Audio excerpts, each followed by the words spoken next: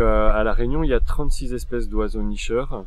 Et puis on peut observer presque 80 espèces au total. Ce sont des oiseaux erratiques ou bien migrateurs, ou également des oiseaux marins qui ne se reproduisent pas à La Réunion mais qui visitent les eaux.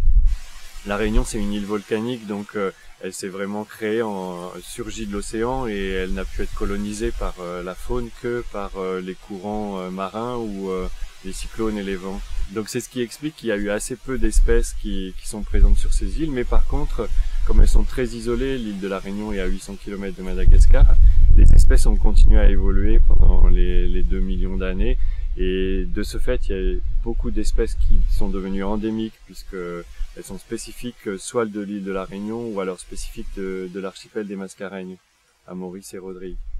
Et quand l'humain est arrivé sur l'île au XVIIe siècle, il a apporté avec lui des animaux, les cochons, les rats, les chats, qui sont des prédateurs pour, par exemple, des oiseaux qui n'avaient absolument pas l'habitude d'avoir des prédateurs. Et puis d'autre part, l'homme a eu besoin d'agrandir l'espace qu'il occupait, de consommer le bois, donc de brûler la forêt, etc. Et tout ceci, en fait, a conduit en moins d'un siècle, la Réunion a perdu la moitié de ses espèces oiseaux. Donc on sait qu'il y a au moins 18 espèces qui se sont éteintes, et puis 4 qui ont disparu et qui sont encore présentes autour de la Réunion. Donc c'est vraiment un capital de biodiversité énorme qui est parti avec dans le premier siècle d'installation.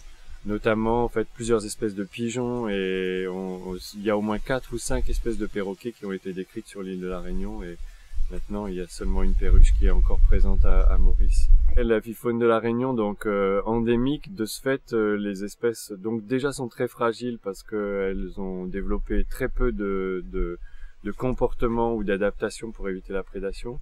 Et en plus, elles sont en petit nombre, puisque si elles sont présentes que sur l'île, c'est quand même une petite île.